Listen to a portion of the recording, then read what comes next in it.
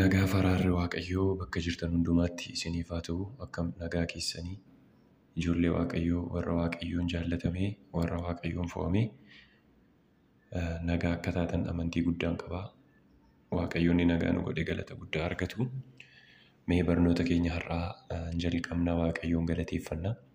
Gooftaa Waaqaaf lafaa galanni guddaan siif haa ta'u. Bara hundumaa jaalala guddaa nuuf qabda, maqaan kee haa eebbifamu. Nu gattee nu dagattee hin beektu, nu dhiistee hin beektu, harka kee nurraa deebistee hin beektu. Yaa Waaqayyoo galanni guddaan siif haa ta'u. Jaalala ijoollee keef qabduuf, karoora nuuf qabduuf si haa galatu. Nu barsiisuu waan jaallatteef si haa galatu. Nu dagattee hin beektu, nu gattee hin beektu, nu dhiistee hin beektu. Haaleluuyaa, galanni siif haa ta'u, ulfinni siif haa ta'u. Na dagattee hin beektu. Al tokkitti filee Yesus koositinin wanta baay'ee oolee argeera gooftaa koo akka naaf taatu nichi nu baate barruun kee haa ulfaatu. Jaalalli kee hundaan oliiti, lubbuu keeyyuu hamma naaf kennitutti. Maal jaalalli kanarra caalu, Yesus koo homaatu madaalu. Nu dagattee hin beektu. Waaqayyo galanni guddaan siif haa ta'u. Araarri kee dhuman qabu, jaalalli kee dhuman qabu, gaarummaan kee dhuman qabu. Yaa Waaqayyo galanni siif haa ta'u. Abbaan akka kee jiru, gooftaan akka kee jiru. Maqaa gooftaa keenya Yesuusiin galanni bara hundumaa siif haa ta'u. Yaa Waaqayyo ijoollee kee barsiisi. Lafa jiran hundumaatti eegumsa kee baay'isiifi. Lafa jiran hundumaatti araara kee baay'isiifi. Hamaan diiyaabiloos seexanni inni yeroo hundumaa nagaa keenya nyaatu, inni yeroo hundumaa jireenya keenya balleessuuf ariifatu, maqaa gooftaa keenya Yesuus Kiristoosiin raawwatee jireenya keenya irraatii haa fagaatu. Maqaa gooftaa Yesuusiin raawwatee jireenya keenya irraa haa fagaatu. Yaa Waaqayyo raawwatee jireenya keenya irraa haa fagaatu. Nu barsiisi, nutti dubbadhu, nu gorsi sagalee keetiin. Maqaa gooftaa keenya Yesuus Kiristoosiin ameen.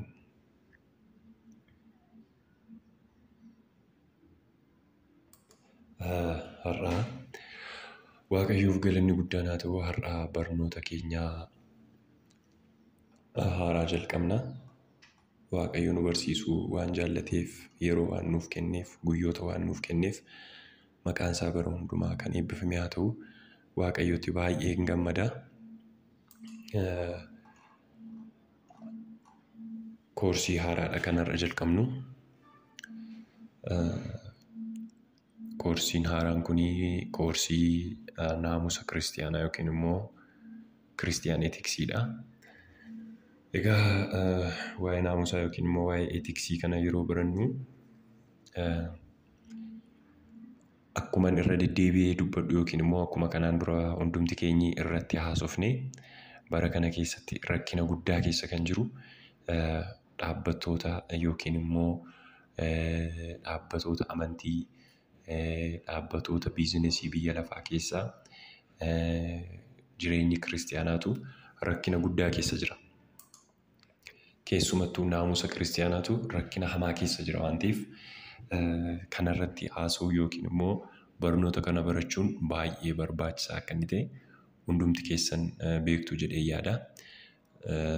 Naamusa kiristiyaanaa barachuun kiristiyaanni akkamiin jiraachuu qaba yookiin immoo laayif istaayiliin kiristiyaanotaa deddeebiin isaanii hawaasa keessatti, mana amantaa, dhaabbilee amantaa biratti, warra biyya lafaa keessatti, walii isaanii biratti naamusa akkamii qabaachuu qabu yookiin immoo jireenya akkamii, shaakallii akkamii qabaachuu qabu kan jedhu yeroo itti ilaallu ta'a. Waaqayyo yeroo baay'ee saba isaa yeroo Gibxii keessaa baasee yeroo darbee sakatta'insa keessatti akkuma ilaallee Waaqayyo baay'ee saba isaatti dubbata ture. Jireenya keessan eeggadhaa, akka warra Gibxiis akka warra Kana'aanis hin ta'inaa. Biyyi sun xuraa'eeraa, lafti sun xuraa'eeraa, isinis deddeebbii keessaniin, jireenya keessaniin, shaakala keessaniin isaanirraa adda ta'uu qabdu. Foolii Waaqayyoo qabaachuu qabdu. Ilmaan Waaqayyoo ta'uu keessan isinirraa mul'achuu qaba. Gaa'ela xuraa'aatti hin makamiinaa. Waan cigaasisaa Waaqayyoon aarsu itti hin makamiinaa. Akka Kana'aanotaa horii faana hin ejjiinaa. Fira faana hin ejjiinaa. Isaan of xureessaniiru, biyyi sun xuraa'eera, badeera. Kanaaf biyyi sun of keessaa isaan tufe akkuma jedhu Waaqayyoo saba isaaf naamusa kaa'eera. Akkaataa jireenyaa yookiin immoo etiksii qaba kiristiyaanni. Haa ta'uyyuu malee namoonni baay'een jireenya kana hin beekanii. Egaa Waaqayyo nu barsiisa jedhee yaada. Waaqayyo nu barsiisa. Kana keessatti waan guddaa akka barannu ani shakkii hin qabu. Waaqayyo inni nu barsiisuu jaallate immoo ulfina guddaa argatu. Egaa waa'ee naamusaa yeroo dubbannu yookiin immoo waa'ee etiksii yeroo dubbannu etiksii gaa barattaniitu baay'een warri barnoota lammummaaf amala gaarii yookiin immoo siivikii warri barattanii waa'ee naamusaa kana sirriitti akkasiin barattanii beektan nan beeka. Dhaabbileen garaagaraa, manneen barnootaa biyya lafaa kanarra kan jiran hundumtuu seera mataa isaanii yookiin immoo naamusa mataa isaanii qabu. Fakkeenyaaf barataan tokko naamusa mana barnootaa isaa eeguun dirqama isaati. Mirga isaa otoo hin ta'in naamusa mana barnootaa isaa eeguun dirqama isaati. Isiniif galee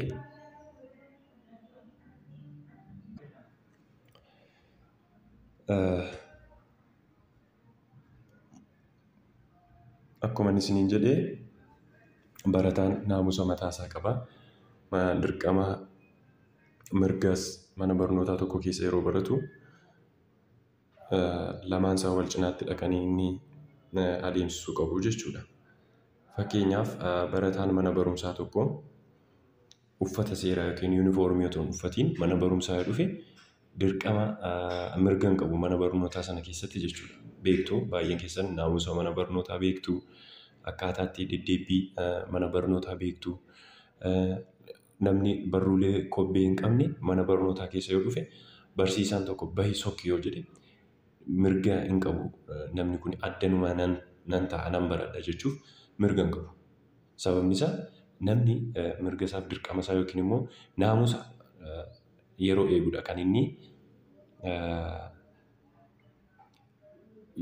mirga isaa kabachiisuu danda'u jechuudha.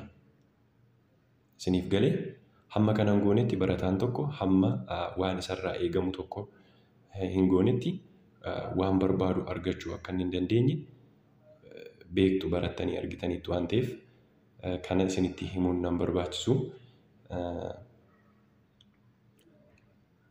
Kabira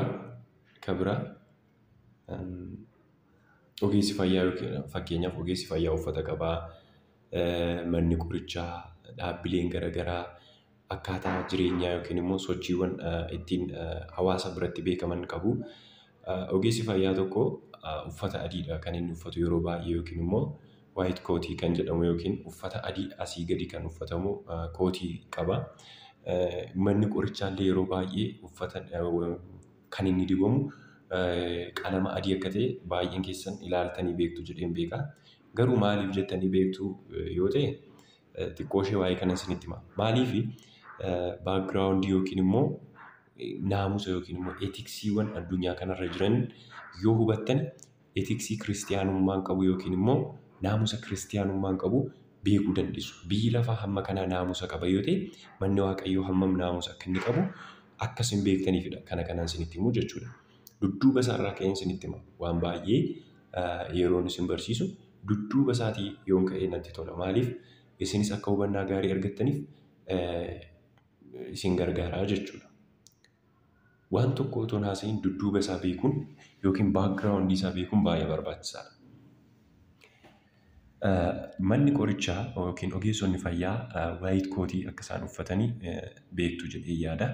maal bakka bu'aa uffanni adiin kun maaliif yeroo hundaa dooktaroonni uffata adii uffatu yoo jettani dooktaroonni duraan uffata kana uffachaa ture. Amma jaarraa 19ffaatti uffata gurraacha ture kan isaan uffachaa turan. Maaliif uffanni gurraachi du'a dhukkuba bakka waan bu'uuf yookiin immoo mallattoo du'aa waan ta'eef isaan warra du'a yaalan waan ta'eef ilaalcha akkasii qabu ture. Kanaan dura uffatoota doktoroonni hundumtuu yookiin immoo ogeessonni fayyaa hundumtuu uffata adii yookiin immoo kootii adii kana hin uffatan ture. Uffata gurraachadha kan isaan uffatan ture. Garuu bara 1889 yookiin immoo galma naannoo bara 1900tti yookiin jaarraa 19ffaatti namni Dr. George Armstrong jedhamu namni bara 1855 hanga 1933tti jiraate nama sarjeenii ta'e yookiin immoo sarjerii baqaqsanii yaaluu ogeessa baqaqsanii yaaluu namni ta'e hospitaala Montreal General Hospital yookiin immoo Kanadaatti kan argamu hospitaala sana keessaa hojjeta ture. Yeroo jalqabaaf uffata adii kana uffatee kan gadi ba'e namicha kanadha. Maalitti fakkeessuutiinidha kan inni uffata kana uffatee dhufe maalitti fakkeessuutiinidha. Namicha kanadha jechuudha yeroo jalqabaatiif namni uffata adii uffatee gadi ba'ee maal jechuu barbaadeeti adiin kuni qulqullummaa fayyaa yookiin immoo purity yookiin immoo healthy fayyummaa akka inni bakka bu'u namichi kun itti yaadee uffanni dhukkubsataaf barbaachisu yookiin immoo patientiin maal yoo argedha kan inni sammuun isaa nagaa argatu jedheetu uffanni kun akka uffatamu taasisee jechuudha. Jalqaba yeroo sanaa kaasee amma guyyaa har'aatti dooktaroonni hedduun kan isaan uffatanii saba fuuldura dhaabbatan yookiin dhukkubsattoota yookiin patientii isaanii fuuldura kan isaan dhaabbatan uffata kana uffataniiti jechuudha. Kuni naamusa dooktarri yookiin immoo ogeessi fayyaa tokkoo qabudha jechuudha. Namni hundumtuu garuu uffata kana hin uffatu. Namni hundumtuu yookiin immoo fakkeenyaaf saayikaatiristii yookiin immoo ogeessi sammuu irratti warra sammuun isaanii difleekti ta'e yookiin immoo dhukkuba sammuu qaban yookiin immoo warra mataan isaanii disorder ta'e isaan kana namni yaalu yookiin saayikaatiristiin tokko immoo uffata adii akka hin uffanne yeroo itti dhowwamuu qaba dookteriin akkasii jechuudha. Maaliif namoonni uffata adii hin jaallanne immoo jiru. Fakkeenyaaf namoonni white coat syndrome yookiin immoo sodaa uffata adii qaban jiru. Yookiin immoo white coat syndrome yookiin immoo white coat hypertension kan jedhamu dhukkuba dhiibbaa dhiigaati. Namoonni dooktarii gaafa argan sodaatanii dhiigni isaanii ol ka'ee sodaatiin hollannaatiin lapheen isaanii hannaansaa dabaluu jira waan ta'eef namoota akkasii biratti immoo uffanni adiin kun hin uffatamu. Namoota akkasii irraa kan hafe namoota dhukkuba sammuu qabanii yookiin immoo foobiyaa dooktarii mana yaalaa qaban yoo jiraatanii isaan akkasii irraan dhowwaman. Dur ijoollummaa koo qoricha liqimsuu waan sodaadhuuf ani fakkeenyaaf naannoo mana qorichaa fakkaatu gaafa nageessani nan sokka iddoo sanaati. Manuma qorichaa kan fakkaatu waanuma adii waanuma dooktarii fakkaatu gaafa argu na sodaachisa. Qoricha na liqimsiisa jedhee jechuudha. Qoricha gadee waan naallenneef namoonni akkasii jiru. Namoonni dooktara sodaatan yookiin immoo namoonni dooktarii arguun barbaanne uffata wayyaa sanaa keessumattuu namoonni white coat syndrome qaban yookiin immoo foobiyaa kootii kanaa yookiin immoo mana yaalaa kan qaban jiru. Namoota akkasiif uffanni kun hin barbaachisu malee uffanni kootii adii kun dhukkubsattoota baay'eef hin gargaara. Manni yaalaa hedduun yookiin immoo kiliinikoonni hedduun kan isaan dibaman qalama adii akka ta'e beektu. Maaliif jettanii yaaddanii beektu moo yaaddanii hin beektanii? Fakkeenyaaf namni tokko mana yaalaa banate yookiin immoo kiliinika banate mana isaa hundumaa gurraacha dibee teessuma qorichaa gurraacha dibee lafa isaa gurraacha too dibee nama qoricha tokko namni achi akka hin binne nan beekan. Maaliif sammuun nama addaatti ta'eera wanta adii sanatti. Kiliinika yeroo jedhamu kan sammuu kootti dhufu wanta adiidhaanatti. Kuni maalidha? Naamusa mana yaalaati. Naamusa kiliinika tokkooti. Kana hundumaa maaliifan akkasii kaasu isiniif gala jedhee yaada. Dooktarri tokko wayyaa bututtuu wayyaa ciccitaa ittoon wanta akka zayitii wanta akka giriisii itti tatta'e uffatee yoo ta'uufe dooktaradha isin jettanii jala isin teessan otoo hagafee beekumsa qabaate otoo hagafee riiserchiin tokko hojjetamee ture yeroo darbe yeroo tokko dhukkubsattoonni baay'een dhukkuba isaaniirraa yerooma dooktara uffata adii uffatu argani akka isaan fooyya'an, akka isaan humna jabaatan, abdii isaanii dhukkuba isaanii akka isaan irratti gatani Ameerikaa keessatti riiserchiin tokko hojjetamee ture. Maaliif uffata kanarra naamusni dooktarummaa kaahameeraa jechuudha. Fakkeenyaaf namoota goommistaa hojjetan beektu miti. Namoota goommistaa fa'aa waan akka laaviyaajoo fa'aa warra hojjetan jechuun konkolaataa fa'aa warra miican warra xagganan makaanikoota.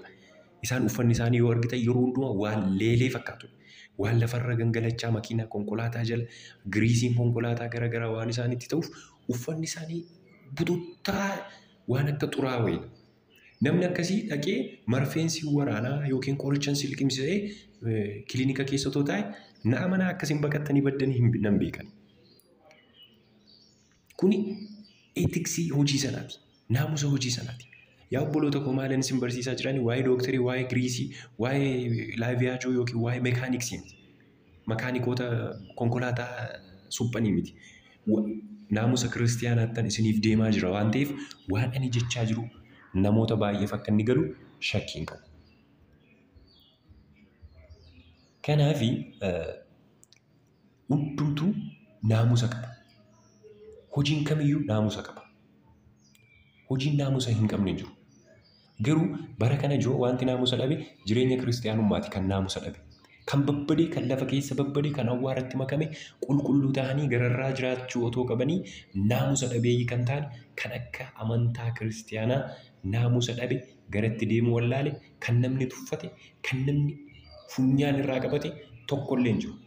Uffataa yoo argitan, xuraa'ummaatii yoo argitan, shaakala garaagaraatii yoo argitan, sobaa yoo barbaaddan, hamiitii yoo barbaaddan, jibba, oduu wal keessa fuudhu, nama ari'achuu, danqaa namatti ta'u fuuldura namaa dhaabbachuutiin namni akka kiristiyaanaa jira yoo ta'e naa fida. Hin jiru dhugaan isinitti hima. Bara keenya kana jaarraa 21ffaa keessatti lafa jallinaatti, lafa keessiitti, lafa gaa'elli diigamutti kan isin argitan dhugaan isinitti hima kiristiyaanaadha. Ani hiriyoota kiristiyaanaa caalaa hiriyoota musliimaa, hiriyoota amantii kan biraa hordofan ilaaleera. Itti siiqee isaan faana hiriyaa ta'e yookiin wajjinii wantoota tokko tokko jireenya koo gaggeessitu hin ta'e itti siiqee ilaaleera. Amanamummaa isaan qaban nama boonsa. Dhugaan isinitti hima dhugaa waaqayyooti yeroo tokko jechaadha. Hiriyoota kiristiyaanaan ani ofii koo qabuu fi nama musliima tokko fayyuma walitti maxxannu wajjin jira wal beekna ture. Waan ta'e rakkadheen hiriyoota koo kiristiyaanaa fi namicha kana wal faana gaafadhe. Namicha kana otoon afaan isaarraa hin xumuriin waan ani rakkadhe na gargaare. Obboloonni koo warri kiristiyaanaa kun garuu dugdan itti galagalchatan. Baay'een aaree isaanittan aaree otoo hin ta'in akkamidha jireenyi keenya kuni? Maalidha nuun kiristiyaanummaan keenya karaa kamidha beekama kan jedhu garmalee natti dhaga'ame. Obboleessa kana keessa hafuurri qulqulluun hin jiru. Garuu nu caalaa jireenya gaarii kan qaban har'a yoo ilaaltan amanamummaan hanqii namaatti fakkeenyaaf isinitti hima. Sheeriyaa baankii yookiin immoo baankii warra sheeriyaa jira. Hanqii intarestii kan hin nyaanne amantii warra kaanidha. Dhala hin barbaannu hankeenya malee dafqa namaa kan hin barbaanne dumbulloo namaa cittuu saantima namaa kan hin barbaanne kiristiyaana otoo hin ta'in haala Oromootadha. Kan akka kiristiyaanaa loogduun lafa jala deemtuun hin jiru. Walitti yoo himne gaariidha. Maaliif naamusa keenya jalaa baane malee kiristiyaana jechuun saba fo'amaa, qomoo fo'amaa, qomoo qulqullaa, ijoollee waaqayyoo warra jireenyatti waamamedha. Fakkeenyaaf biyya lafaa keessatti namni baankirii ta'e tokko yookiin baankiriin uffata isaan uffatan beektu kaajuwaaliidha. Yeroo hundaa uffanni isaanii kaajuwaaliidha. Istaatasii isaanii kan eeggatan, rifeensa isaanii gaggabaafatanii kukkutatanii kaajuwaaliidha uffannaan isaanii beektu. Uffannaa baankirootaa beektu. Wayyaa babbareedaa uffatanii, miiccatanii, qeensa isaanii qoratanii, mataa isaanii, rifeensa isaanii gaggabaabsatanii maaliif manaajarri isaanii yeroo attenduwaan isaan godhuuf kaajuwaalii ta'uu qabu. Abbaan seeraa tokko uffata dooktarii uffatee barcuma seeraarra taa'ee firdiin kennu. Amma otoo fakkeenyaaf abbaan seeraa uffata gurraacha asii gadii qaba. Mataa isaa irratti waan godhatu qaba. Inni sunillee hiika mataa isaa qaba. Amma isin barsiisuu yoo baadde hiika mataa isaa qajeelummaa firdii dhugaa akka ta'e wanti mataa isaanii irra jirullee wanti isaan mataatti godhatanillee aduu akka inni bakka bu'u uffanni isaanii inni gurraachi kunillee maal akka ta'e addunyaa sobaan guuttee kana keessatti firdii dhugaa warra kennan akka ta'e uffanni isaanii hiika qaba. Jireenyi isaanii hiika qaba. Mana firdii deemtee yookiin immoo mana murtii deemtee nama uffata adii uffata dooktarii uffatee waan ittiin dhahannaa laphee namaa ishee safartu ishee mormatti godhatan sana godhatee otoo achi taa'e maali jiidha dhufeera dooktariin kun badeetti dhufe moo anatu hospitaala dhaqe moo namicha kanatu badee asu dhufee jettu. Biyyi lafaallee akkasiin naamusa mataa ishee qabdi. Baankariin tokko wayyaa masatti tole asii gadi suufii isaa asii jiinsii isaa asii gadi jilbarraan ciccitaa godhatee caammaa isaa sniikarii isaa gaatti godhee wayyaa asii gadi dheeraa shurraabii harraapparootaa uffatee akka inni mana baankii hin dhaqne isin beektu hin ari'u. Hinuma ari'a zabanyaa ta'u waardiyaa ta'u hin qashu. Waa tokkoon isinitti hima. Yeroon mana barumsaa macaafa qulqulluu Finfinneetii barachaa ture warri adiin kun naamusa guddaa qabu. Uffannaan keessan ani uffannaa suufii fa'aa waan akkasii uffachuun jaalladhu. Guyyaa meeqana ari'aniiru dhugaa isinitti hima. Hin jaalladhu. Waan akka jiisii waan akka intinii kana natti tola. Kaalsii immoo waan dheeraa fa'aa dirachuu hin jaalladhu ture. Kaalsii shoortii waan akkas akkasii dirannaa. Waardiyaan garuu balbalarra dhaabbatee kaalsiin keenya ol siiqee caammarra darbee xiqqoo ol siiqee jilbaa gaditti argamuu qaba. Kopheen qodaa ta'uu qaba yookiin immoo gogaarraa kan hojjetame caawwan kaajuwaalii ta'an uffatoota immoo kan carqii yookiin immoo kotonii kan ta'an uffannee asii gadi keessa kaawwannee dhandhu taanaan wal nu gashan ture. Guyyaa meeqa ani uffata akkasii baay'ee siin qabu uffata akkasii waan ani hin qabneef gaafuma dhan isaaniif gamochaa naa bitan gaaf tokko. Mari'atanii manaa bitanii warri achi keessa yeroo Finfinneetti barachaa ture baay'een isaanii umuriitiin gurguddaadha. Dhugaa dubbachuuf yoo ta'e isaan keessaa ijoolleen ana natti fakkaata. Naa bitanii mari'atanii uffata naa bitanii. Mucaan kun akka yuunivarsiitii baheen waan as dhufeef uffata hin qabu. Uffata mishiinaroonni kun uffatanii uffatoota suufii, shamizoota, wantoota akkas akkasii waan akka karabaataa kana isuma ittiin eebbifamne malee hin qabnu. Naa bitanii uffata kana malee hin uffatiin. Maaliif kuni naamusa nu barsiisaa jiru. Etikaalii akka nuni naamusa qabee uffannaa keenyaan jireenya keenyaan mataan koo gurguddaa ture narraa kukkuchiisan. Kuni naamusa dhaabbanni tokko qabu. Kana hundumaa kan inni isiniif odeessu, kana hundumaa kan inni isinitti himu biyyi lafaa dhaabbanni garaagaraa naamusa mataasaa qaba. Kan barachaa jirru amma Kiristiyaan etiksii yookiin immoo naamusa kiristiyaanotaati waan ta'eefidha. Yoo akkas ta'e Kiristiyaanni immoo uffannaan isaa akkam ta'uu qabaa? Nyaanniif dhugaatiin isaa akkam ta'uu qabaa? Deddeebbiin isaa akkam ta'uu qabaa? Hawaasa keessatti dubbiin isaa akkam ta'uu qabaa? Isiniif galee argitaniittu namoota piroofeeshiniiwwan garaagaraa irra jiran yookiin immoo hojiiwwan garaagaraa naamusa mataa isaanii qabu. Injiinarri tokko heelmeetii mataa isaa yoo hin godhanne maaliin injiinara jedhama? Wanta ittiin safaruu yoo qabatee hin argamne maaltu injiinara isa fakkeessa? Karaa deemtuudha malee. Injiinaroota daamiiwwan gurguddaa gamoowwan gurguddaa hojjetan yoo ilaaltan uffannaa qabu. Akkasitti ilaaltanii kun injiinara jechuu dandeessu. Akkasitti ilaaltanii kuni dooktara, kuni barsiisaadha, kuni abbaa seeraati. Takkaama suuruma tokkoon nama ibsuu dandeenya. Kuni baankarii. Amma fakkeenyaaf baankaroota nan beekan asuma gaafa gadi baanu walitti yoo dhufne kun baankariidha. Ani baankariidha jedhee ofirratti barreeffachuun qabu. Sirrumattan isaan beeka argeema. Mataati amma miillaatti. Waan tokkoon isinitti himu. Namoota ogummaa yookiin immoo namoota nagaa eegsistoota yookiin immoo poolisoota baay'een amma uffata noormaalii uffatanii yoo deemanillee nama keessaa adda baasee isaan beeka. Maaliif tokko tokko irreen isaanii gurguddaadha. Akkaataan uffannaa isaanii rifeensi isaanii sisirrataa wayitii beekamu. Uffata kan biraallee uffatanii beekamu. Kan beekamuu dadhabe bara kana lafa gabaatti, lafa cidhaatti, lafa sagadaatti kan beekamtii dhabe kiristiyaanaadha. Dhugaa isinitti mufa. Hin beektani. Yoo sobne, yoo namni sobe hin soba. Yoo namni nama hamate hin hamata. Yoo namni hin beekamu. Uffannaan isaas kiristiyaanaan fakkaatu. Dubbannaan isaas kiristiyaanaan fakkaatu. Kottaa isinitti dhaabbanniiwwan garaagaraa fakkeenyaaf durboota musliimaa yookiin dubartoota musliimaa ilaalame maaliin beektu? Maaliin beekamu? Mataa isaanii dhoksatanii, rifeensa isaanii dhoksatanii, qamisiiwwan babal'aa lukarra darban uffatanii shaa gaafa jedhan simboo ulfina qabu. Beekamu durboonni musliimaa beekamu lafa jiranitti. Durboonni ortodoksii gaafa chirchii isaanii deeman uffata adii uffatanii, wayyaa gadheeraa uffatanii sirriitti beekamu. Kiristiyaanni surree jedhee jecha bokokeen akka re'ee yookiin harree bokoktee duutee xil jettee ciistutti wayyaa isaanii xil godhanii uffatanii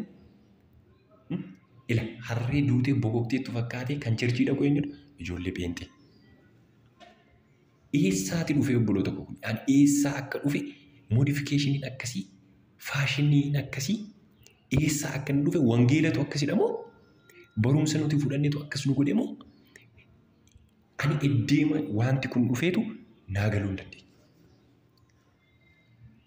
Akkamitti fuula Waaqayyootti Aaroonfaa warri Waaqayyoo fuulduratti argamaa turanii sodaatiin fiddoo uffata isaanii nan sin barsiisa. Amma waan ani sin barsiisu jireenya lubootaa, jireenya leewwotaa irraa kaaseen gara kiristiyaana kakuun haaraatti isinii fida dudduuba isaa. Namoonni leewwota ta'an yookiin immoo luboonni bara durii akkamiin uffatu, akkamiin dubbatu, akkamiin deddeebi'u, akkamiin jiraatu isa jiru isiniif kaaseen gara kakuu haaraatti isiniif darba. Maaliif jedha beektu? Macaafni qulqullummaa jedha. Saba Israa'elitti yeroo dubbatu jecha saba sanatti yeroo dubbatu isin luboota mootii waaqaa fi lafaatii saba qulqullaa anaaf hin taatu jedhiitti mi'e. Saba Israa'elitti kan ati dubbattu isa kanaa jedhee Waaqayyo Museetti yeroo dubbatu saba Israa'elitti kan ati naa dubbattu akka isaan luboota ta'anidha. Sabni kun lubootadha. Lubootatu isaan keessa jira, leewwotatu isaan keessa jira, lubummaatu isaaniif kenname. Biyya lafaa keessaa waamamaniiti isaan keessaa immoo lubni waamame. Kakuu moofaa keessatti saba Waaqayyoo keessa lubni jira. Kakuu haaraa keessatti immoo warri Kiristoos amanan hundumtuu luboota. Maal jedha? Macaafa qulqulluu jedhaan jedhe miti. Isiniin dubbisa. Ergaa Pheexroos 1:2-9. Isin garuu qomoof waamaadhaa. Waaqayyo Israa'eliin fo'atee isaan keessaa immoo luboota, leewwota luboota godhe. Amma immoo kakuu haaraa keessatti immoo dhufe isin garuu qomoof waamaadha. Eeyyee qomoof waamaadha. Nuyi Israa'elidha warra fo'amedha. Luboota mana mootummaatii. Luboota dhammoo nuun jedhe ammas. Leewwotadha hundi keessanii. Foomoo qofaa otoo hin ta'in lubootadha. Saba qulqullaa'aadha. Warra dhuunfaa Waaqayyoo ta'anidha. Yesuus. Waaqayyo hojii isaas jajamaa akka labsitaniif dukkana keessaa gara ifa isaa dinqisiisaatti isin waame. Nurruma tuule Waaqayyo kana waan ila. Waaqayyo nurruma tuule. Numatu ofirraa harcaasaa hurgufachaa ma fiigna malee jireenya hurgufachaa, dhugaa hurgufachaa, soba fe'achaa, jallina fe'achaa, dhugaa Waaqayyo ofirraa buusaa, eenyummaa Waaqayyo nuuf kenne ofirraa harcaasaa, naamusa dhabaa, sochii hamaa keessa gaggalaa, jireenya hamaa shaakalaa kan deeme hunuudha malee Waaqayyo akkas nuun jedhela. Isin garuu qomoof waamaadha. Ameen. Qomoof waamaadha. Luboota mana mootummaati. Ameen. Saba qulqullaa'aadha. Ameen. Warra dhuunfaa Waaqayyoo ta'anidha. Warra dhuunfaa Waaqayyoo ta'anidha. Fira Waaqayyoo jechuudha. Waaqayyo hojii isaa isa jajamaa akka labsitaniif dukkana keessaa gara ifa isaa isa dinqisiisaa isin waame. Dukkana keessaa gara ifaatti miti. Dukkana keessaa gara ifaa isaa isa dinqisiisaatti. The marveled light of God. Marvelous yookiin dinqisiisaa ifa Waaqayyoo. Ifni Waaqayyoo ifa ifoota gararraati. Ifa dinqisiisaadha. Ifa dinqii, ifa fayyina qabudha. Ifa akka aduu kanaa, ifa akka urjootaa otoo hin ta'in, ifa dinqii, ifa qorichummaa of keessaa qabu, ifa jireenya of keessaa qabu, ifa fayyina of keessaa qabu, ifa nagaa, boqonnaa of keessaa qabudha. Waaqayyo dukkana hamaa biyya lafaa kana keessaa gara jireenya kanaatti yeroo nu waame, nun garuu ammallee dukkana fo'annee, dukkana jaallannee, dukkana keessa gangalachuu, dukkana keessa deddeebi'uu barbaanne. Waaqayyo isa karaa ilma isaa dukkana keessaa gara ifa dinqisiisaatti nu waameef galanni guddaan haa ta'u. Garuu kiristiyaanni deddeebii gaarii dhabeera yaa obboloota ko. Kiristiyaanni deddeebii gaarii dhabeera. Kakuu haaraa keessattis, kakuu moofaa keessattis Waaqayyo saba isaatiin luba jedha. Waaqayyo saba isaatiin luba jedha. Nu immoo maal of jenna? Nu immoo waan hambiraa of jenna.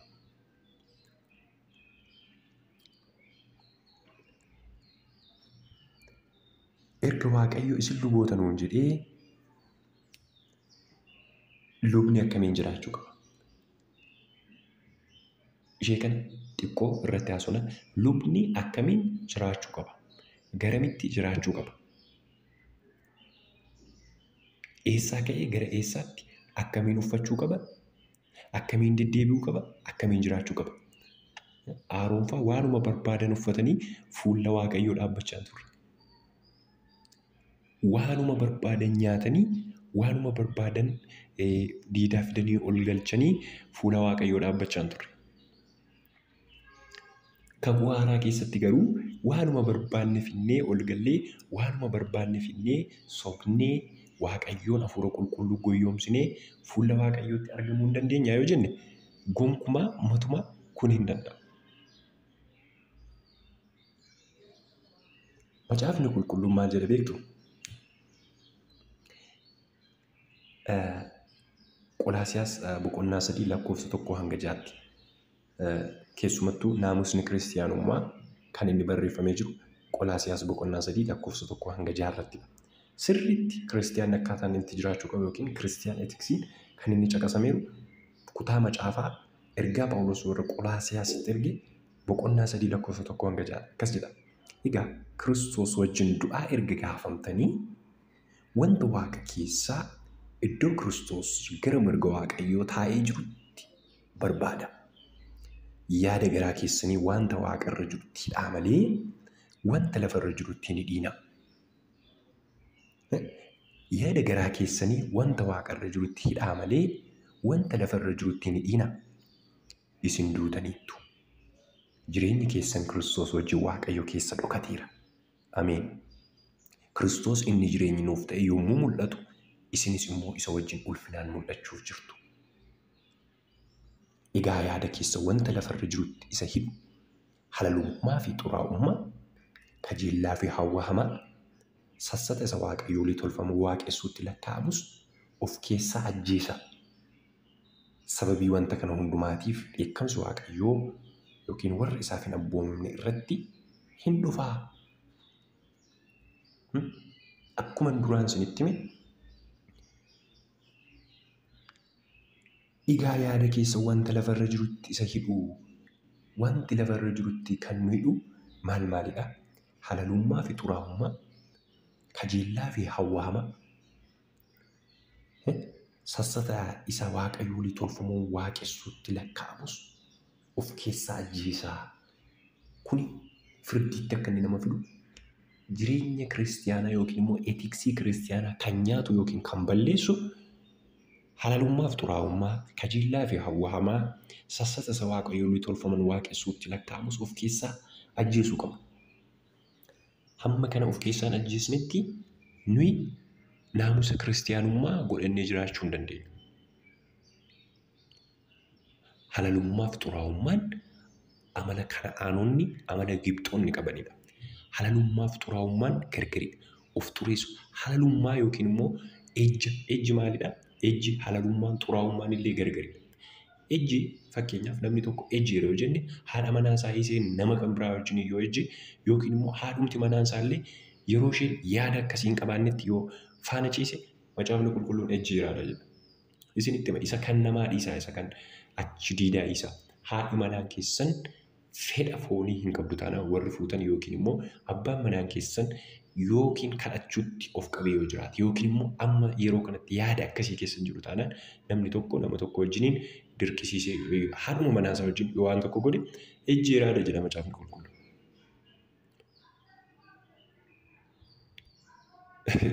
Seerri kun natti toleera Ameerikaanota keessatti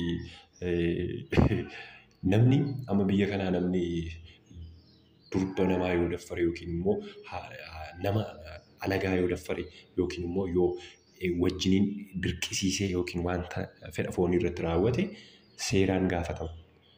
Haadhi manaasaa dirqisiisee yookiin haadha manaasaa dirqisiisee gudeereera jedhamu amma namni fakkeenyaaf.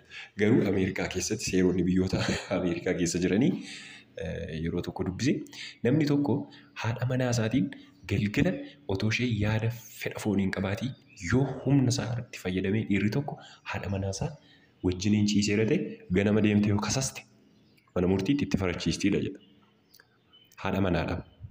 Abbaan manaas haati manaan koo otoo ani hin barbaadiin waan hin barbaanne narratti goote yoo jedhe hin kasastamtii yoo amante yoo ragaan jiraate itti faradama hidhamuun jira. Waggaa 5 ol kan nama adabsiisu jira.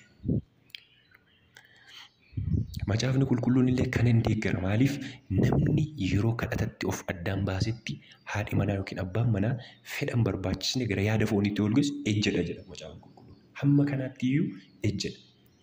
Yoo namni tokko durba tokko yookiin dhiirri tokko ilaalee yoo yaada garaasaatti fedha foonii kajeellaa keessa gale kajeellaan isa kana. Namichi ejjeera yaada isaatiin jechuudha.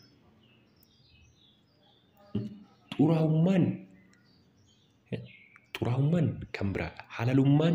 Halalummaan immoo darbanii of gadhiisanii abbaa mafee faana jiraachuu halalee yookiin immoo fakkeenyaaf jechi kun harroota baay'eedha kan inni ibsu yeroo jedhu harreen kun halaleedha yeroo jedhamu harreen kun deemee macaraanaa oola fiigaa oola jechuudha. Wadallee harree beektu didichaa oola mana bira darbee. Halaakama mana bira darbee bada harreen tokko. Halaleedha yoo jedhame harreen kun halaleedha yoo jedhame deemeema harroota dhaltuu baay'ee wajjiniin xuraa'ummaa gaggeessaa oolaa jechuudha.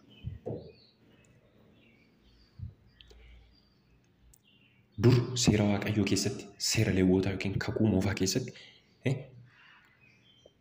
horiin Waaqayyoof aarsaa ta'u sangaas yoo ta'e re'ees yoo ta'e re'ee yoo ta'e re'ee hoonoo bobsine re'ee hobobsaa hin deemne sangaa yoo ta'e sangaa gaana hin deemnedha.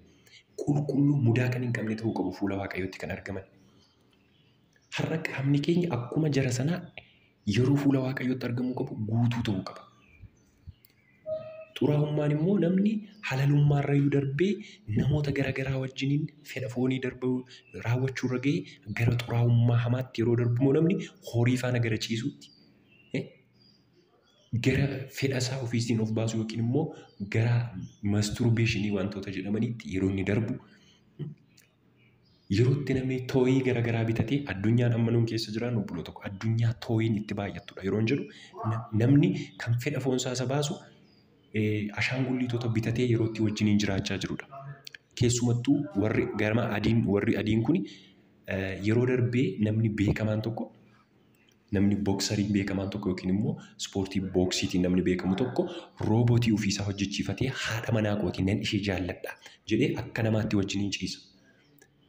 Qaama saalaa ashaangulliitiitti hojjetanii yeroo itti faana ejjan kuni xuraa'ummaadha inni kun immoo. Xuraa'ummaa hamaa keessa yeroo galu yaadni namaa yeroo dabarfamee kennamu yeroo itti dhiira kajeelu yeroo itti durba kajeeltu inni kun immoo xuraa'ummaa. Kuni kiristiyaana biratti qaanfachiisa. Naamusa kiristiyaanaatiin Waaqayyo hin cigaa hin ajeeffata kan. Haa ta'uyyuu malee kiristiyaanonni hedduun shaakala akkasii keessa bu'aniiru. Naamusaa ala tooraa ala bahanii jireenya gadhiisitti baratti jiraachaa jirudha. Kanaaf eebbifamuu dadhabne. Yaada keessan isa waaqarraattidha. Yaada keessan lafarraa kaasa. Kiristoos wajjiniin duutaniitti isuma wajjiniin kaatu nuun jedha Macaafni Qulqulluun. Waan tokkoon isinitti himuu barbaada. Hiibboon dhaloota keenyaa yookiin gaaffiin dhaloota keenyaa yeroo hunduma kanan yaaduuf yeroo hunduma maalidhaa dhaloonni keenya maaf rakkannaa? Maaf cunqurfamna? Maaliif hiibboon nutti baay'ata? Maaliif akka barbaanne hin jiraannu. Maaliif akka yeroon jedhu maaliif ba'aan mataatti nu baay'ata? Yeroon jedhu dhaloonni bara kanaa jaarraan kun namni maaf akka hiibboon jireenya isaatti baay'atuun isinitti hima. Ishee kana hundi keessan jala muraatii qabadhaa. Yeroo baay'ee kan dubbadhuuf yeroo baay'ee kanan barreessu dhimma kanarrattidha. Gaaffiin dhaloota kanaa maalidhaa yoo jenne gaaffiin dhaloota kanaa tokko qofaadha. Kan gaaffii jalatti gatamnee fi kan gaaffii jala taa'aa jirruu fi waan tokkoof qofaadha. Macaafni qulqulluun maal nuun jedhaa? Duraan dursaatii yaada keessan mootummaa Waaqayyoottidha. Wanti isin barbaaddanis wanti isin barbaachisus duubaan isiniif kennama isiniif guutamaa jedha. Har'a garuu dargaggoonni baay'een, amantoonni baay'een, abbooliin baay'een kanaan faallaa jiraachaa jiru. Macaafni qulqulluun maal nuun jedhaa? Namni kamiyyuu each and every person kan inni barbaaduu qabu dursee kan inni yaaduu qabu garaa isaatti waa'ee mootummaa Waaqayyooti. Faallaa kanaa garuu namni baay'een har'a kan inni dura barbaadu jireenya biyya lafaati. Nan tamaara. Barumsa koo isa biyya lafaan fixa. Barumsa koo isa akkasii haadha manaa nan fuudha. Mana koo akkasan godhadha. Nan bareechadha. Isa booddee Waaqayyoofan jiraadha. Nan sagada. Macaafa qulqulluus nan baradha. Qooyi mana tokkoon ijaaraa jira. Amma ijoolleen tokko tokko akkatti na gubdan as keessa. Akkatti isin na gubdan. Barumsi natti baay'atee biizii ta'een assaayimentii siin galchine. Ani garuu namoota akkasii na aarsitu dhugaan isinitti hima. Hinuma na gubdu. Haga fe'e yoo biizii taatan haga fe'e dubbii Waaqayyoo dura kan isin hojjechuu qabdan hin jiru. Haguma fe'e yoo biizii haga fe'e. Isa namni isin caalaa biizii ta'uu baay'een akka jiru nan beekan. Waa'ee biizii ta'uu kana dhimma biizii ta'uu kana isin caalaa waanan argee darbeeru yoon qabaadde hin beektan. Hiibboon keenya duraan dursa mootummaa Waaqayyoo barbaaduu otoo qabnuti duraan dursa waa'ee biddeena biyya lafaa barbaanna. Duraan dursa dubbii Waaqayyoo dhandhamoo otoo qabnuti duraan dursa waa'ee biyya lafaa dhandhamna. Namoonni baay'een otoo Kiristoosiin hin beekinidha waan biyya lafaa muutatu. Namoonni baay'een otoo sagalee Waaqayyoo hin miireffatinidha waa'ee biyya lafaa xiinxalu. Kanaafidha hiibboon keenya. Hin galagashine dubbicha galagashine. Duraan dursa mootummaa Waaqayyoo barbaadadhaa isa jennu isneeti duraan dursa waan biyya lafaa barbaanneeti booddee mootummaa Waaqayyoo waan barbaaddannuuf jireenyi keenya nutti gaggalagale. Hiibboon dhalootaas kanaaf baay'ate. Namni kamiyyuu otoo duraan dursa jireenya isaa keessatti Waaqayyoo dursa kenne macaafni qulqulluun maal jedha beektu? Seerri abboommiin Musee 10. Yesuus Kiristoos 2tti gadi fide. Seerota 10 kana 2 godhee bakka. Lamaanuma kana keessa jiru waan ta'eef. Seerri Musee natiin ajjeesiin akkasiin godhiin nama haadha kee abbaa kee kabajii sobaan dhugaan bahii waan akkasii 10 dhagaa irratti qirixeera Museen. Yesuus lammuma garaa keenya irratti qirixee sokke. Maal jedhe beektu? Duraan dursaati yaada keessan guutuu, garaa keessan guutuu, beekumsa keessan guutuu Waaqayyoon barbaadadhaa. Waaqayyoon jaalladhaa. Tokko kun seera tokko. Namni garaa isaa guutuu, jireenya isaa guutuu, waan qabu hundumaa guutuu, humna isaa guutuu, qabeenya isaa guutuu kan inni gochuu qabu jalqaba Waaqayyoonidha kan inni jaallachuu qabu. Itti fufee obboleessa kee akka garaa keetti akka mataa keetti jaalladhu. Gahee 2 bakka. 10 hin barbaachisu. Yoo Waaqayyoon garaa kee guutuu jaallatte, yoo obboleessa kee akka keetti ilaalte, seerota Musee 10 fixxeettati. Maaliif? Obboleessa kee akka keetti ilaalte taanaan hin hattu, hansaa jalaa hattu. Hankee akkaataa waan hin barbaanneef. Obboleessa kee akka keetti yoo ilaalte ta'e, isan xureessitu of xureessuu namni barbaadu waan hin jiraanneef. Isan ajjeestu namni akkasii ajjeessu waan hin barbaanneef. Waaqayyoon yeroo jaallattu seera Waaqayyoo garaa keetti yeroo galu immoo hattoo sobduu waliin dhooftu waan hin taaneef ati seeronni 10 as keessa jiru ture.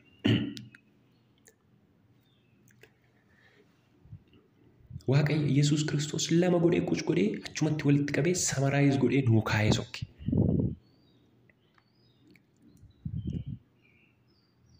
Nunoo akkamittiin jiraachaa jirra?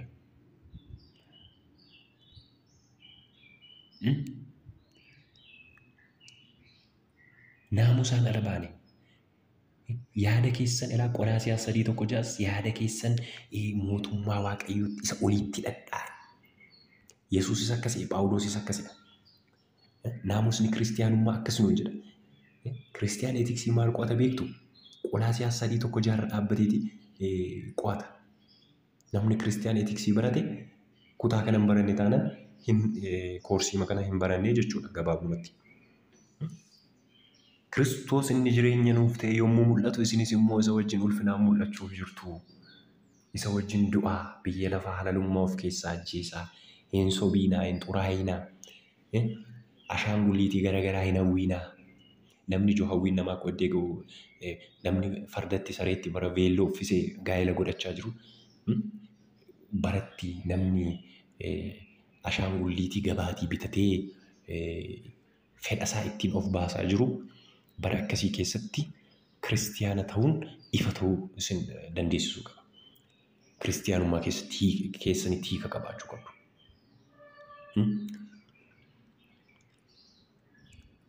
Isin maal hojjetu biyya lafaarra nuni maal hojjenna?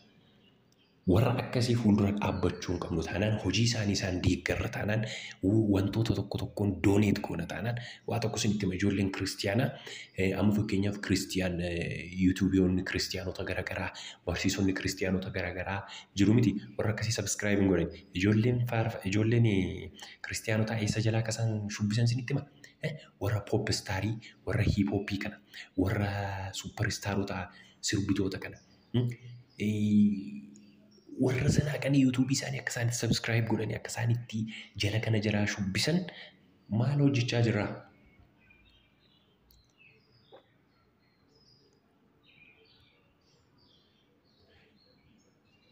Barnoota kana keessatti akka of ilaallu hundumti keenya nan barbaada. Maal uffannee deemaa jirra? Uffata lubootaa akkaataa jireenya lubootaa yeroo dhufutti isiniif qoodeen waa'ee lubootaa, jireenya lubootaa, deddeebbii lubootaa akka ilaaltanii booddeen immoo kakuu haaraa keessatti immoo akkam ta'uu akka qabu. Walitti fideen isin hubachiisa Waaqayyo na gargaara.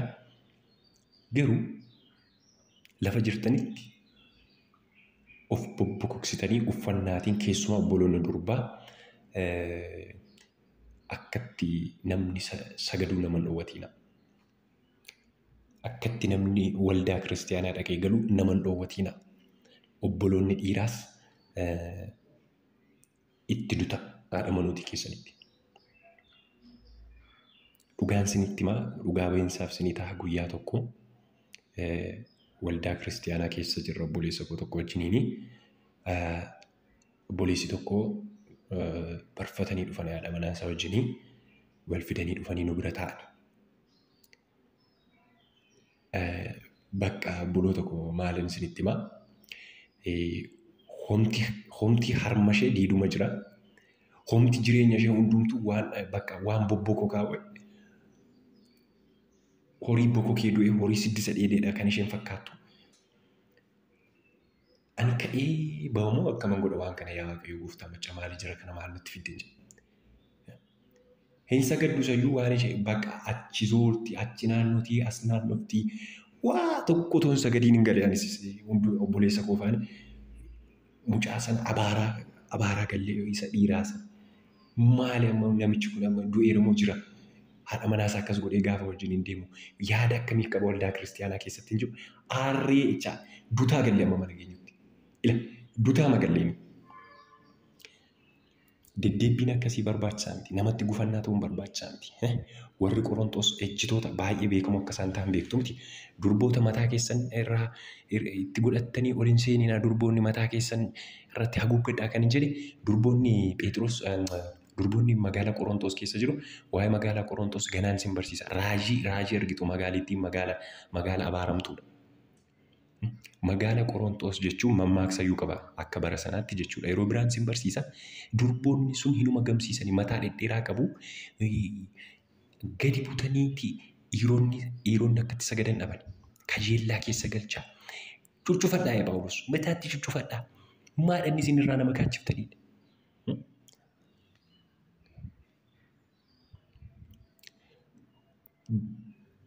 Dubartii qullaa deemtu argee dhiirri hin dogongorre hin jiru joo. We are not angel. Ergamaa miti nuti. Namni foon uffatee deemu dubartii qullaa deemtu, dubartii qaama ishee bakkeetti argisiisaa deemtu argee dhimma itti hin dogongorreef hin qabu. Phaawulos ikkoo kanaafidha lammaffaa Xiimotewos 2:22 irratti Phaawulos Xiimotewosiin gaafa gorsu kajeellaa bara dargaggummaa keessatti dhufu baqadhu, yoo durba akkasii ka'e gaalamootni asiin darbaa jirti ta'e ati immoo kottee kee ariifadhuutii biraa baqadhu. Sokkii yaa Xiimotewos namoonni akkasii karaa si dhaabu. Namoonni akkasii si galaafatu. Namoota akkasii wajjiniin teessee wangeelan gorsaa. Nan sii kadhadhaa jettee jennaan rakkisaadha. Akka daakuu bishaan waraabuu laga bu'ee taatu. Daakuun bishaan waraabuu yoo laga bu'ee achiin galu mitiire.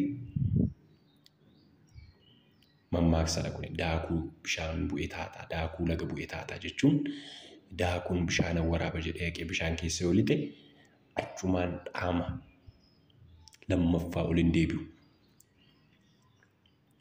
Dargaggeessis dargaggeettiinis gaalamoota wajjin wal'aansoo wal qabu, qullaa nama deemu wajjiniin wal'aansoo wal qabu, waldaa kiristiyaanaa keessatti nama qullaa deemu wajjiniin namni nansi gorsa nansii kadhadha yoo jedhe waan inni ta'u isiniyyuu yaada. Kanaaf jireenya keenya eeggannaa akka itti goonu Waaqayyo Gooftaan nu haa gargaaru. Waaqayyo inni hundumaa danda'u, inni karaa Kiristoos gara jireenyaatti nu waame, maqaan isaa bara hundumaa kan eebbifame haa ta'u. Jireenya lubootaa yookiin immoo luboonni akkamiin jiraataa darbanii isa jedhu xiqqoo ishee amma ilaalla. Luboonni egaa beektu lubummaan eessaa akka inni jalqabe yookiin immoo luba jechuun yookiin immoo priest jechuun Waaqayyoof nama gidduu kan dhaabbatu, Waaqayyoof addunyaa kana gidduu kan dhaabbatu, araara, meeshaa araaraa, mi'a araaraa akka ta'e baay'een keessan beektu barattaniittu. Maatii Lewwotaa yookiin immoo Musee fa'aa Aroon fa'aa keessaa lubummaan akka jalqabe yoo baranne iyyuu kanaan dura sin barsiiseera. Maaliif kiristiyaanitiksii keessatti lubummaa barachuu yookiin immoo luboota beekuun garmalee dirqamadha. Garmalee dirqamadha. Bara Museen fa'aa turanii miti lubummaan kan jalqabe Waaqayyo mootii Saalem yookiin immoo nama Malkiiseedeq jedhu lubummaa bara baraa kan irra kaa'e lubummaan isarraas jalqabe otoo hin ta'in yaada kennitoonni baay'een akka jedhanitti lubni jalqabaa Waaqayyoof lubni jalqabaa Malkiiseedeq luba guddaa Waaqayyoof fuulduratti beekamu yoo ta'e iyyuu lubni inni jalqabaa keessa beekannootiin Addaam akka ta'edha kan dubbatan. Maaliif Addaam miidiyeetiriidha. Addunyaa kanaaf Waaqayyoo fuuldura kan dhaabbate. Addunyaa kanaaf Addaam Waaqayyoof addunyaa kana gidduutti wal quunnamsiisaa yookiin immoo miidiyeetiriidha. Nama addunyaan kun itti kennamedha. Waa'ee addunyaa kanaatti Waaqayyootti kan gabaasu, waa'ee Waaqayyoo immoo addunyaa kana kan hubachiisu nama hojiin itti kennamedha. Guddummaan Waaqayyoo kan irraa mul'atu, eenyummaan Waaqayyoo kan irraa mul'atu, yeroo jalqabaaf Waaqayyo koo kan inni mul'ate karaa Addaamidha. Fakkaattiin isaa inni jalqabaa ergamoota miti. Fakkaattiin Waaqayyoo inni jalqabaa Addaam ture. Fakkaattiin Waaqayyoo inni dhugaa fi fakkaattiin Waaqayyoo inni hin geeddaramne, qulqullummaan dhaabbataan Waaqayyoo immoo kan inni mul'ate Yesuus Kiristoos irratti. Lubummaan Addaam irraati kan inni jalqabe. Addaam luba ture. Barreeffamoonni baay'een yookiin immoo yaada kennitoonni macaafa qulqulluu hedduun lubummaan kun Malkiiseedeq durayyuu Addaam irratti akka hin argame. Addaam maaliif fuula Waaqayyootti aarsaa akka inni dhiyeesse shakkii hin qabu. Macaafa qulqulluurra Addaam aarsaa dhiyeesseera kan jedhu hin jiru. Garuu Qaayin aarsaa dhiyeesseera, Abeel aarsaa dhiyeesseera waan ta'eef eessaa fide Abeel kana yaaduu qabdu. Macaafa qulqulluu keessatti yeroo baay'ee amma fakkeenyaaf torbee kutaattaanutti waa'ee dhugaatiin sin barsiisama. Kiristiyaanni dhuguu akka hin qabne. Garuu macaafa qulqulluurra kiristiyaanonni hundumtuu hin dhuginaa hin jedhu, hin machaa'inaadha jedha jettu miti. Hin dhuginaa deemnitti jedhuun sinitti argisiisan. Akkatti nuni macaafa qulqulluu hiiknutu nuuf hin dhufu malee macaafni qulqulluu hin dhuginaadha. Kan dhugeeyyuu haaduu ajjeefamuu qaba. Lubni dhugee yookiin immoo namni dhuge akka inni ajjeefamu qabudha. Kiristiyaanni immoo luba dha waan ta'eef iddeen itti akka hin dhugeen jedhame isinitti mul'isa. Maalan jechuu barbaade Abeel yeroo hoolaa aarsaa godhee Waaqayyoof dhiyeessetti waa'ee cubbuusaaf aarsaa godhe hojii lubummaa hojjeteera Abeel. Abeel eessaa fide shaakala kana? Addaam waa'ee cubbuusaaf aarsaa gochuun isaa oolu. Abeel eessaa argare? Ilmi eessaa argare? Aarsaan akka Waaqayyoof dhiyaatu, akka hoolaan Waaqayyoof aarsaa ta'u Abeel eessaa fidee abbaa isaa irraa arge. Kanaaf abbaan isaa Addaam, abbaan Abeel fa'aa, abbaan Qaayeen fa'aa, abbaan dhala namaa hundumaa Addaam luba akka inni ture macaafni qulqulluun keessa beekannootiin nutti hima. Maaliif? Waa'ee cubbuusaaf aarsaa dhiyeesseera waan ta'eef lubummaan achi akka eegaledha. Gara jalqabaatti yoo deebine jechuudha. Haa ta'uyyuu malee namichi kun lubummaan isaa guutuu ta'uu hin dandeenye. Lubummaa isaa keessa turuu hin dandeenye. Karaa ijoollee isaa lubummaan isaa, karaa sanyii isaa lubummaan isaa qorumsa hamaa keessa gaafa galu itti fufuu hin dandeenye. Sanyiin isaa lubummaatiin itti fufuu hin dandeenye.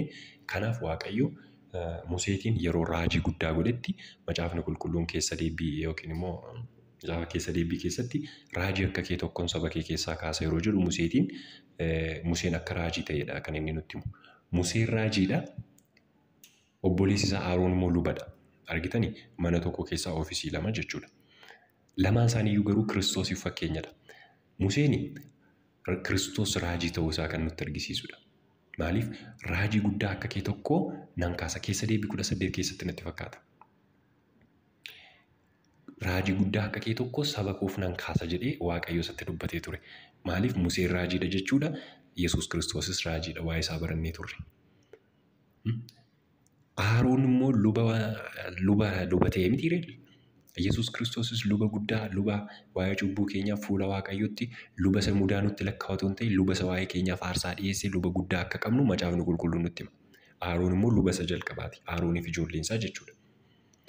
Kanaaf Museen fakkaattii raajummaa Kiristoos yeroo qabaatu, Aroon immoo fakkaattii lubummaa Yesuus Kiristoos qabaa jechuudha. Lamaan isaanii iyyuu oofisii garaagaraatiin Yesuus Kiristoosiin ibsuu jechuudha. Egaa lubummaan kun sanyiiwwan filatamanii qomoon adda ba'e kan inni jalqabe achittidha.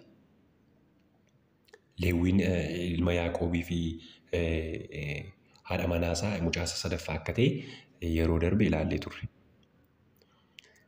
Leewwiin mucaa Yaaqoob akka ta'e gosa ijoollee Israa'el 12 keessaa akka inni ba'ee fi Liyaarraa akka inni dhalate, Liyaa fi Yaaqoob irraa mucaa sadaffaa irratti dhalate akka inni ta'ee fi Museen fa'aa immoo Museef Aroon, Miiriyaam fa'aa yookiin immoo isaan Leewwota gosa Leewwotaa keessaa akka ta'anii fi Waaqayyo Leewwotaaf gahaa ofiisaa kennee Israa'eloota faana qooda akka isaan hin hir'annee fi mana isaa keessaa qooda akka isaan qabanii fi bara isaanii guutuu akka isaan isaaf hojjechaa hafan Waaqayyo jara kana fo'atee ture. Jarri kun immoo lubummaatti kan bahan yookiin immoo lubummaan Arooniif ijoollee isaa kan mul'ate Leewwota boqonnaa 8 kaasee hanga 10tti lubummaan isaanii mul'ate. Keessumaa boqonnaa 8 fi boqonnaa 9 irratti lubummaan jara kanaa yookiin immoo hojiitti yeroo isaan galanidha. Haa ta'uyyuu malee jarri kun akkamiin uffatanii, akkamiin jiraatu, deddeebbiin isaanii akkam ta'uu qaba, eessa ooluu, eessa buluu, akkamiin jiraatu ni jedhu. Nu ilaallata. Sababni isaa isin luboota mana Waaqayyootiidha jedha macaafa qulqulluutu. Phexros yeroo barreessu, Phexros inni gooftaa keenya Yesuus Kiristoos turee fi dhugaa baatuun jalqabaa, dhugaa baatuun ijaaf ijatti Yesuus Kiristoos hin beeku, wajjin nyaatee dhugee, wajjin yeroo inni du'e, yeroo inni ka'e, hamma awwaalaatti, hamma fannootti waan baay'ee waa'ee Kiristoos kan beeku lubummaa keenya nutti hima ture. Phexros yeroo ergaa barreessu isin luboota Waaqayyooti. Saba qomoo fo'amoodha, ilmaan mootummaati. Ifa kana dinqisiisaa kana addunyaatti himuuf gara ifa dinqisiisaatti waamamtanii dukkana keessaa baataniittu warra dukkana keessa jiraniif immoo isin lubummaan isinirra kaa'ameera. Hojiin mana Waaqayyoo isinirra jira waan nuun jedheef jireenya lubummaa kana akkamiin akka isaan deddeebi'an, akkamiin akka isaan jiraatan torbaan dhufu keessa in ilaalla. Waaqayyoo nama guyyaa sanaa nu godha. Nuuf kadhadhaa. Waaqayyoo bara keessa naa eebbisu. Obboloota koo Kiristiyaanni naamusa mataasaa qaba, jireenya mataasaa qaba. akka barbaade kan fiigu akka barbaade kan jiraatu yoo barbaade dubbate yoo barbaade nama arrabsee yoo barbaade nama cigee yoo barbaade ol utaalee kan jiraatu miti. Saba akkasii miti. Kanaaf miti Waaqayyo kan nu waame. Kuni karoora Waaqayyo nuuf qabu miti. Yaadni Waaqayyo nuuf qabu karoora Waaqayyo nuuf qabu beyond this yookiin immoo kanaa aladha kanaa olidha. Mana isaatti amanamoodha. Warra Waaqayyo mana isaatti jireenyichatti nu amanedha. Gombii isa badu yookiin immoo gootiraa rirmi da'anoo nyaatutti utoo hin ta'in Waaqayyo kan nu amane jireenya bara baraa iddoo du'uun nyaatamuun biliif qo'een hin jirrettidha Waaqayyo kan inni nu amane. Siniif kaaseera. Hojiiwwan garaagaraa addunyaa kanarra jiran piroofeeshiniiwwan garaagaraa yookiin immoo dhaabbatoonni garaagaraa uffata mataa isaanii qabu, jireenya mataa isaanii qabu, naamusa mataa isaanii qabu. Namni oofisiiwwan garaagaraa keessaa yeroo hojjetu akkuma barbaadetti nama burraaqaa, nama nan qoccolaa, nan deddeebi'a jechuu hin danda'u.